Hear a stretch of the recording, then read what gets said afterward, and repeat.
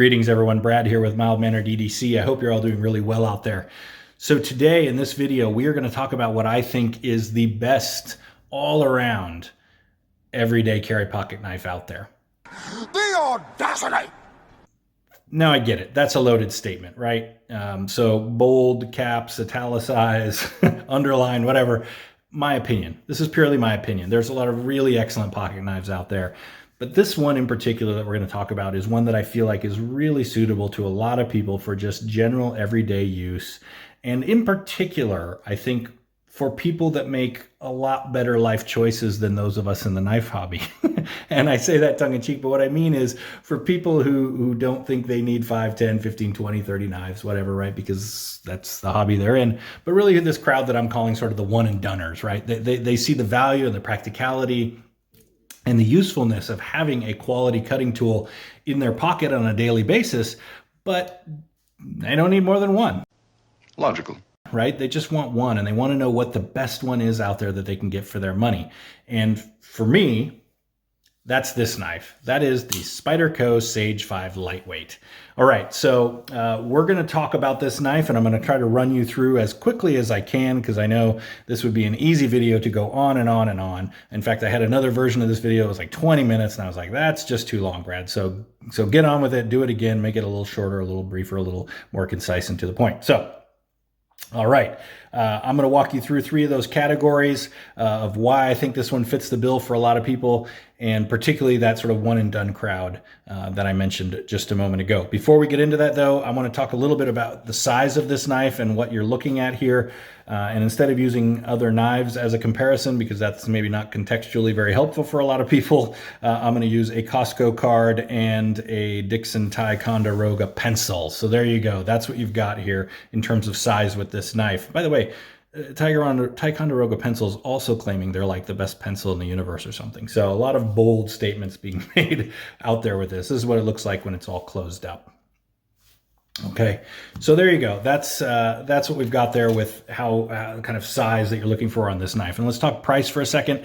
This knife is going to run you between $120 and $140. You know, that may seem like a lot to folks, especially those outside the knife hobby. But I think when you think about value and you think about what you're getting for your money and return on investment in terms of something you're going to have for many years, I think you'll see why I feel, or at least I'll try to explain why I feel that this really does provide a substantial amount of value for that purpose and in that context.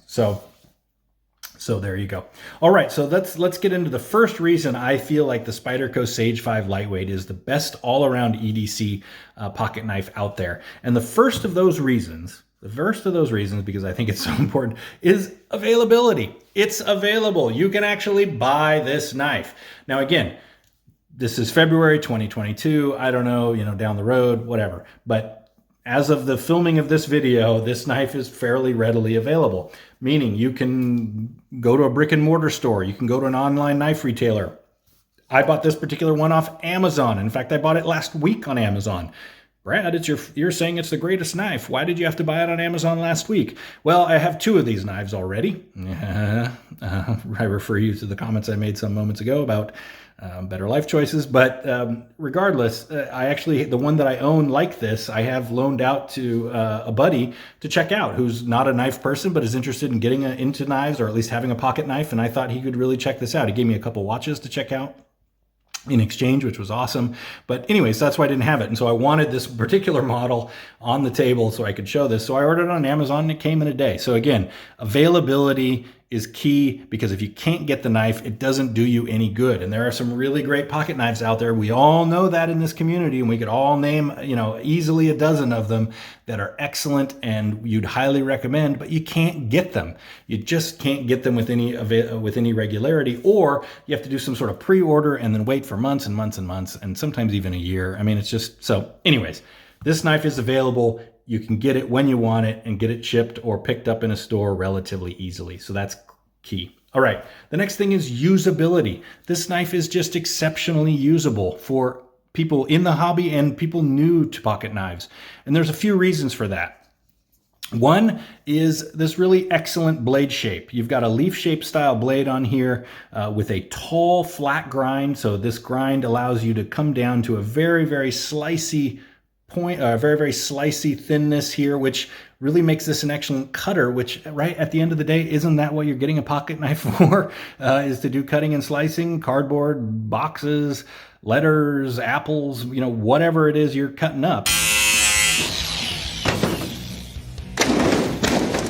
I mean, this thing really can meet that task. So you have this good amount of blade here to be able to handle most tasks, as opposed to something that's far thinner, right? Or something that's a lot chunkier and thicker. So this really does find an excellent sweet spot. The other thing is I find this shape of blade kind of, it's not scary really, right? I mean, when you look at this, it looks kind of organic, right? I mean, I know it's called that leaf-shaped blade, but it just sort of looks, yeah, it just doesn't look scary. And so I think for a lot of people and in a lot of sort of context, that's really excellent.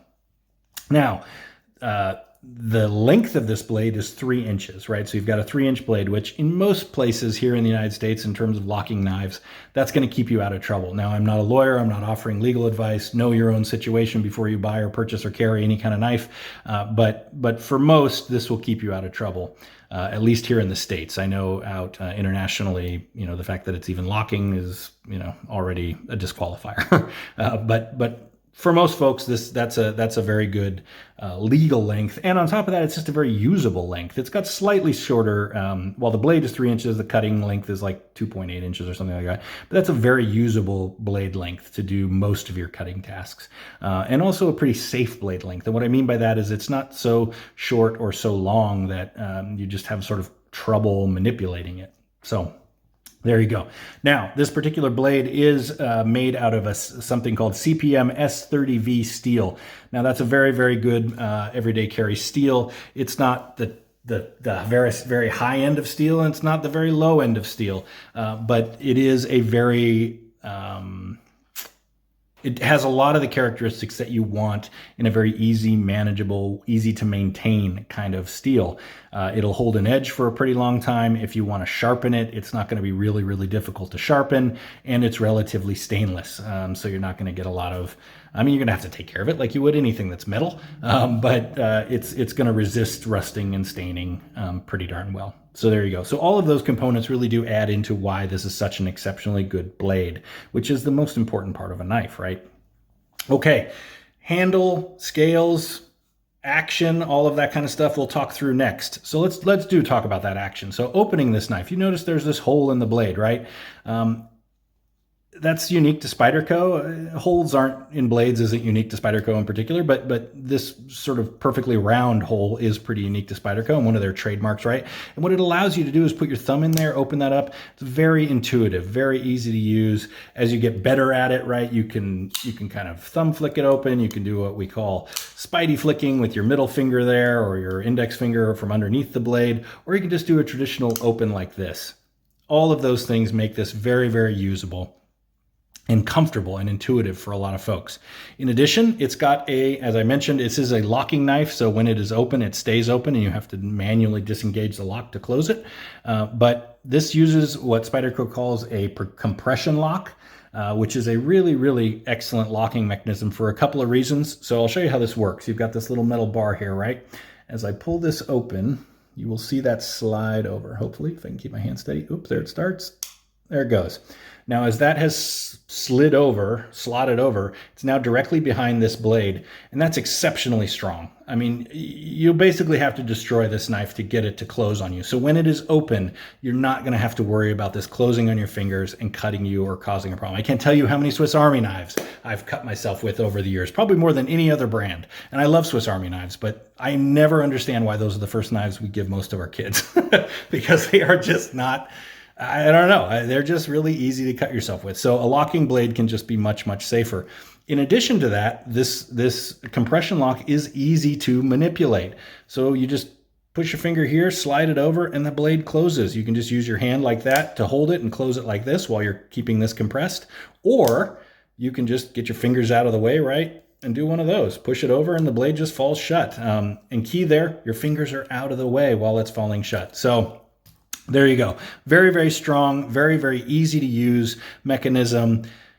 Maybe not the best if you're a left-handed person. Unfortunately, this knife is very suitable for right and left-handed, both with the opening, with the carry of the clip. We'll talk about that in a sec. But compression lock is maybe one of those things that's a little less conducive to lefties, but I think it's probably still pretty usable for those folks as well. So it's a pretty ambidextrous knife in that context. Okay, scale material. So we've got this FRN, fiberglass reinforced nylon. This is very strong. You can hear it, right? Right, it's a plastic essentially, right? It's a type of plastic, but it is really robust. I've never seen one of these scales break. I'm sure they can and do. I'm sure that whatever, but they're really designed to last a really long time. And in particular, Spyderco uses this really excellent what they call bidirectional texturing on there. You can see it kind of faces one way on this side, this way. And what that's really designed to do is when the knife is open, give you a lot of nice grip. And you can feel it. It's rough if you kind of rub your hand hard on it, but when not, it feels smooth and comfortable and nice in the hand. And so if your hands are wet or greasy or whatever, cold or hot, I guess, right?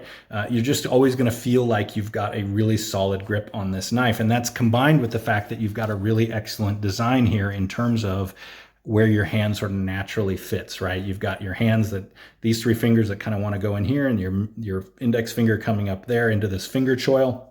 And so you just have you're just locked in there. And so this knife just isn't going to go anywhere.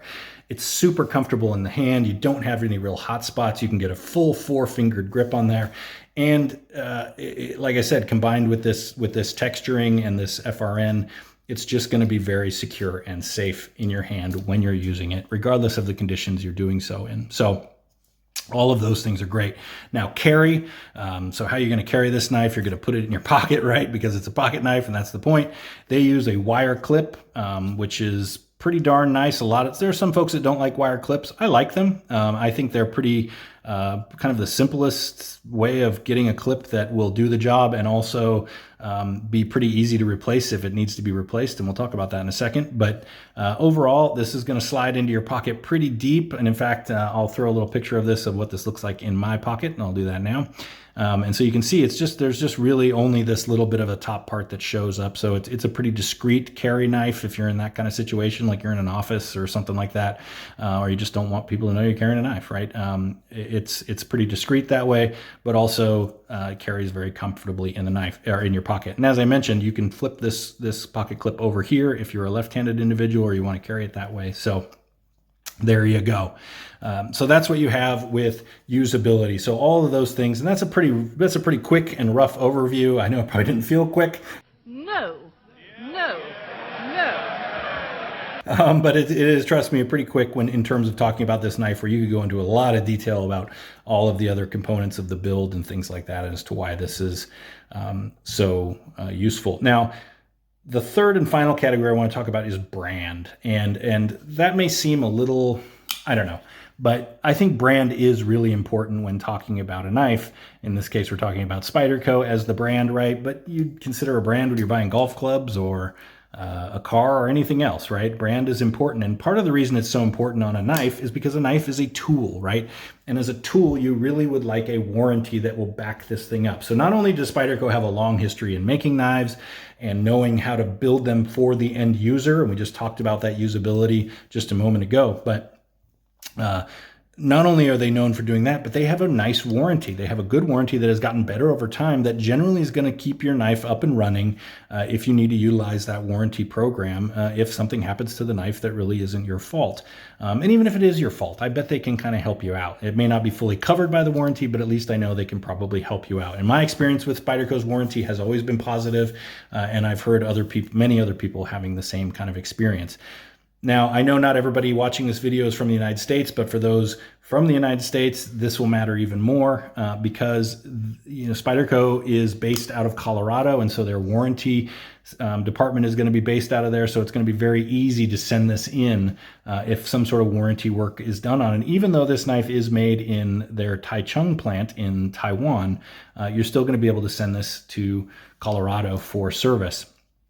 And that makes a big deal if you don't have to send something out internationally that's going to end up costing you more than you maybe paid for the knife. So, and then you have all the other customs risks and all that other stuff. So at any rate, you just are getting the peace of mind of a good warranty on a good knife. The second piece around that, and again, so we've talked about sort of why brand is important in terms of sort of history and know-how in building a quality knife, the warranty, but also spare parts, right? Getting a clip, you strip out a screw, you break the clip, maybe you do crack this FRN, I don't know, whatever it might be. Your ability to get spare parts for this knife will be relatively easy, not only from Spyderco directly, but probably on the secondary market as well. So again, if you're trying to make that purchase that's going to last you for years and years and years, you can have some comfort in knowing that you've got a brand that's going to stand behind their product and have the parts and availability for what you need to keep your knife up and running for many, many years. And again, I'm not a Spyderco affiliate. I don't make any money. I mean, you go buy 50 of these knives. I mean, this was not given. Spyderco's never given me a thing in my life, right? But and I've purchased every Spyderco that I own. But I have become a fan. I wasn't a fan initially, but I have become a fan. And this knife in particular clinched it for me. I just think this is such a phenomenal knife for a number of the reasons we've talked about today. And I think if you're in the market for that one knife that you can keep in your pocket and use for years and years and years, the Spyderco Sage 5 Lightweight, and it is lightweight at 2.7 ounces, really is an ideal choice. And I think you're going to love it. Now, it may not be for everybody, but I really do think for most people who are looking for that kind of quality pocket cutting tool, the Spyderco Sage 5 Lightweight is that one. And I certainly would recommend it for folks who are in the market for that type of knife. So there you go. I hope this was a little bit entertaining. More importantly, I hope it was useful, particularly for those folks that are looking to pick one of these up. Wow, look at that, 16 minutes. Still under the 20, but still a long video. I apologize for that. I'm deeply sorry.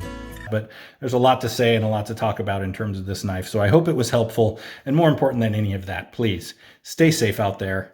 Be mild-mannered to one another. And all the best.